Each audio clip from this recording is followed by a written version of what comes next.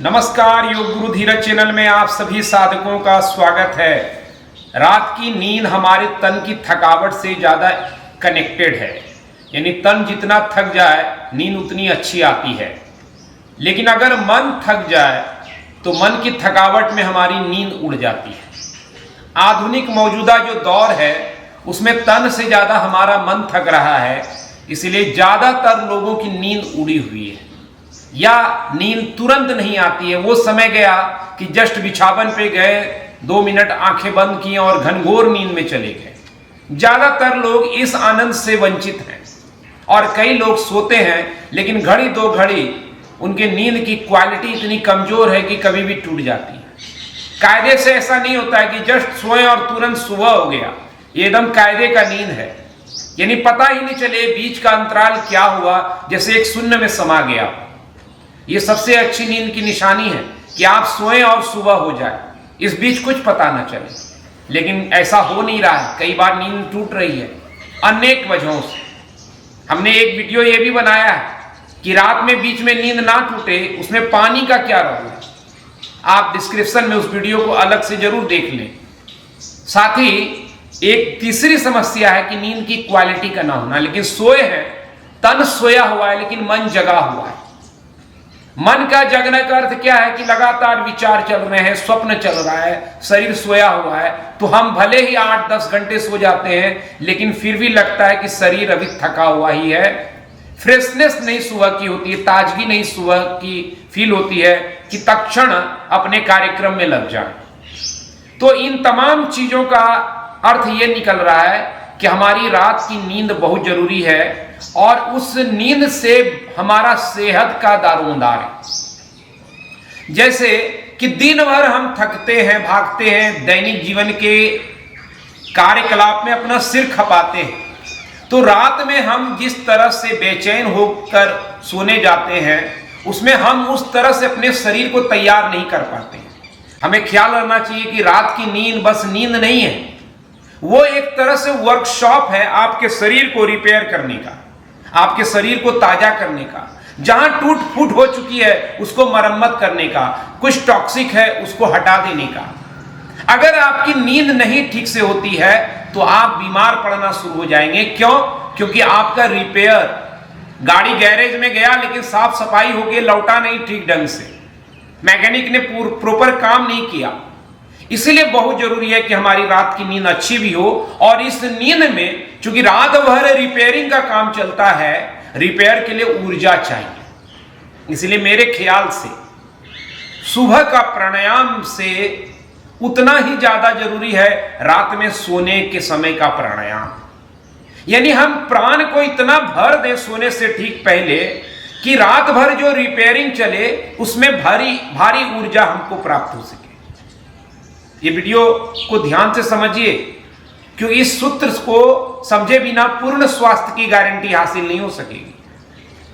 तो रात में हमें ऊर्जा चाहिए, साथ ही साथ प्राण का जब हम ऑब्जर्वेशन करते हैं यानी साक्षी भाव से सांस को देखते हैं जो प्राणायाम में घटित होता है, तब हमारा मन भी विसर्जित होता है, यानी मन को भी फिर आराम मिलता है तन की तरह।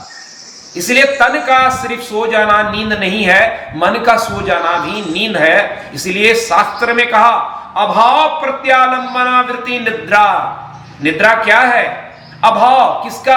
प्रतिआलंबन, यानी मन का जो प्रतिआलंबन यानी स्वप्न है, विचार है, सोए में मूर्छा में जो हम एक प्रतिबिंब बना रहे हैं उसका समाप्त हो जाना निद्रा है। इसीलिए सांस को अगर हम सोते हुए देख करके विश्राम की तरफ बढ़े तो वो मन को भी विसर्जित करेगा, मन को भी सुलाएगा। तो हमें मन का रोग नहीं होगा, मन ताजा फ्रेश होकर के सुबह उठेगा और जितना कार्य संपादित करना उतना करेगा। इसीलिए रात में सोते हुए प्राणायाम को जरूर कर ले। प्राणायाम मतलब यही है कि प्राण का विस्तार। इसलिए रात में कोई ऐसा कार्यक्रम ना करे श्वसन का जो आपके मन को अशांत करे, यानी तेज गति की सांसें बिल्कुल ना करें। तेज गति की सांसें मन को जगाएगा। चले वाते चलम चित्तम, यानी सांस तेज होगा तो चित्त तेज होगा और चित्त तेज से आपकी निंद्रा उड़ जाएगी, आपकी नींद डिस्टर्ब हो जाएगी। इसलिए अगर गहरी नींद में जाना है तो सांसों में एक ठहराव लाना पड़ेगा। जैसे तन के ठहर जाने से हम सोने की प्रक्रिया में पहुंचते हैं, उससे कहीं ज्यादा मन का ठहर जाने से हम गहरी नींद की प्रक्रिया में पहुंचते हैं। नींद अपने आप में ध्यान है, लेकिन हम उस तरह से तैयार होकर के नींद में नहीं जा रहे, हम बेहोशी में जा रहे हैं। तो इसीलिए सोने से पहले प्राणायाम अति आवश्यक है। कौन सा प्राणायाम करें? कोई भी प्राणायाम जो स्लो डीप ब्रीदिंग के कॉन्सेप्ट के साथ, यानी लंबी गहरी सांस के प्राणायाम के साथ, और सांस को अगर ऑब्जर्व करेंगे, साक्षी बनेंगे, यानी मैकेनिकल नहीं करेंगे, ऐसे कर रहे हैं ध्यान कहीं और है, तो वो प्राणायाम नहीं कहलाता है। प्राणायाम तभी होगा जब हम सांसों के साथ जुड़ जाएं। तो आप कई सारी चीजें कर सकते हैं, जैसे भ्रामरी कर सकते हैं, लेकिन ध्यान रहे अगर बगल में कोई और आपके साथ सोता हो तो आपके भ्रामरी से उनकी नींद खराब ना हो, इसको सुनिश्चित कर लें। नाड़ी शोधन प्राणायाम हो सकता है, नाड़ी शोधन में दिक्कत आती हो, चंद्रभेदी हो सकता है, ओंकार कर सकते हैं। ऐसे चीजें करें जिससे तत्क्षण आप जुड़ सकें। और सबसे आसान रहेगा, चूंकि हम सोने की अवस्था में हैं, तो वशिष्ठ प्राणायाम। वशिष्ठ प्राणायाम की खासियत होगी कि तन रिलैक्स स्थिति में रहता है, सोया ही रहता है, और वहां से हम प्राणायाम को साधते हैं। तो जैसे ही नींद घटित होने लगेगी, हम तत्क्षण उस दिशा में आगे बढ़ जाएंगे। अगर कोई साधक जो वशिष्ठ प्राणायाम नहीं जानते हैं, मैं उनको बता रहा हूं कि आप सोने के लिए जब जाते हैं, भले ही आप बायां करवट दायां करवट सोते होंगे, सोने के लिए कौन सा करवट बेहतर है उस पर भी वीडियो है, आप जरूर देखिए। तो आप सो जाइए अपने बेड पर, दोनों पांव को बेंड कर लेना है। पांव के बेंड करने से आपका पेट ढीला हो जाता है। वशिष्ठ प्राणायाम को भोजन के आधे घंटे के बाद कभी भी कर सकते हैं। बहुत ज्यादा खाए हो तो 1 घंटे का अंतराल रखें। सहज हो भोजन तो आधे घंटे बाद किया जा सकता है। दोनों पांव को बेंड करने से आपका पेट का मसल ढीला हो जाता है। हाथ को शवासन की स्थिति में रख देंगे तो आप देख रहे हैं कि हमारा शरीर एक रिलैक्सेशन पोज में चला ही गया। और जब हम यहां सांस को देखेंगे, और वशिष्ठ प्राणायाम की खासियत क्या है कि जब हम सांस लेते हैं तो पेट को फुलाते हैं, और जब हम सांस छोड़ते हैं तो पेट को अंदर करते हैं। यानी सांस के ऑब्जर्वेशन के साथ पेट के मूवमेंट का तालमेल। और जब इस तरह से तन, सांस और मन का एक आकार हो जाता है, योग हो जाता है, तो हम पूर्ण विश्राम की तरफ पहुंच जाते हैं। इसलिए कायदे से आप 10 से 20 बार वशिष्ठ प्राणायाम करेंगे, गहरी नींद में जाने लगेंगे और आपकी नींद अच्छी होगी, क्वालिटी बढ़ जाए। फिर मैं बताता हूं कि क्वालिटी बढ़ने से आपको कौन कौन सी बीमारी रुक सकती है। यहां पे आपको जस्ट 2 राउंड करके मैं समझा रहा हूं, पीछे से निर्देश मिलेगा। आप उस तरह से अपनी सांस की क्षमता के हिसाब से करेंगे। पहले सांस को छोड़ देंगे, पेट को अंदर ले जाएं थोड़ा सा। अब निर्देश,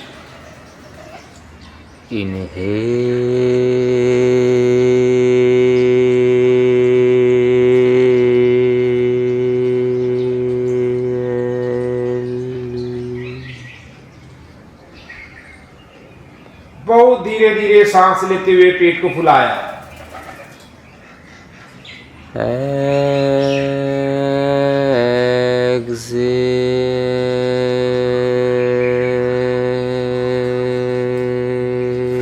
जैसे जैसे सांस बाहर गई, मेरा पेट अंदर चला गया। कोई जबरदस्ती नहीं, जितना होता है उतना करें।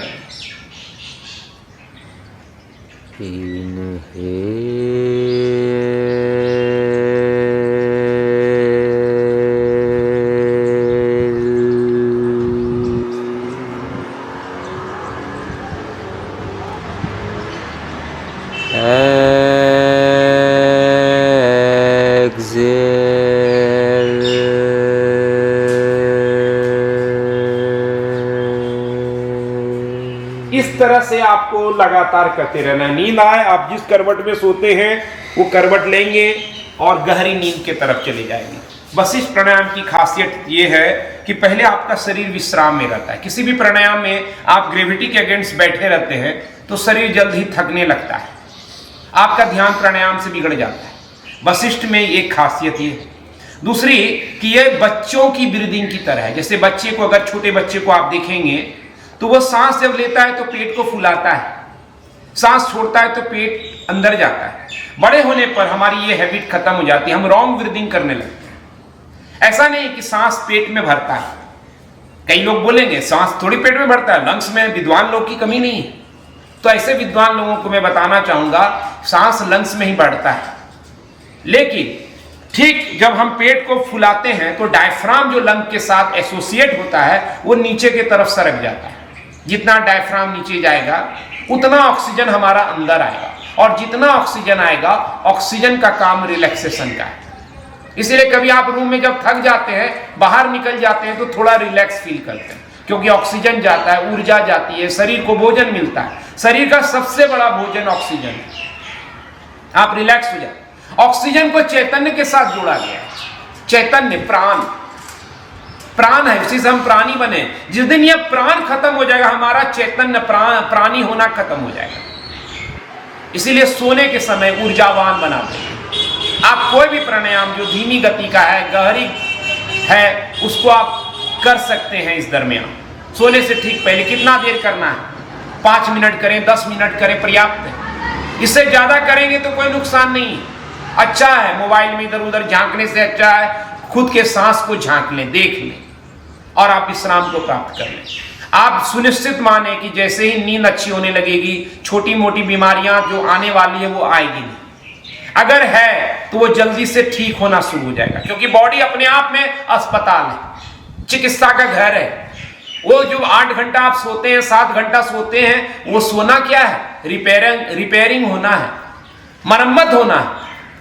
तो आपको ऊर्जा पहुंचानी है मरम्मत में, बता देना शरीर को मैं सहायक हूं तुम्हारे काम में। और मन विसर्जित होगा तो ऊर्जा की खपत नहीं होगी। जो विचारों में जाएगा, सपने में जाएगा, उससे आप बचेंगे। तो आपको सुबह मल भी साफ होगा। कॉन्स्टिपेशन वाले लोग रात में जरूर प्राणायाम करके सोएं। पेट आदि के बीमारी वाले लोग तो निश्चित एकदम संकल्पित होकर के रात में कर लें। जितना ज्यादा होगा प्राणायाम रात्रि का, उतना ज्यादा आपका सुबह अच्छा होगा। बॉडी तैयार होगा डिटॉक्स के लिए, मरम्मत के लिए। तो मुझे लगता है कम कहा है, ज्यादा समझेंगे आप। इतना ही आज।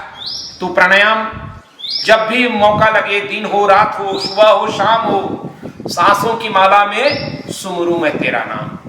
तो राम को नाम के रूप में जपने से अच्छा है सांस में जोड़ लेना। आज इतना ही। धन्यवाद। हरि ओम।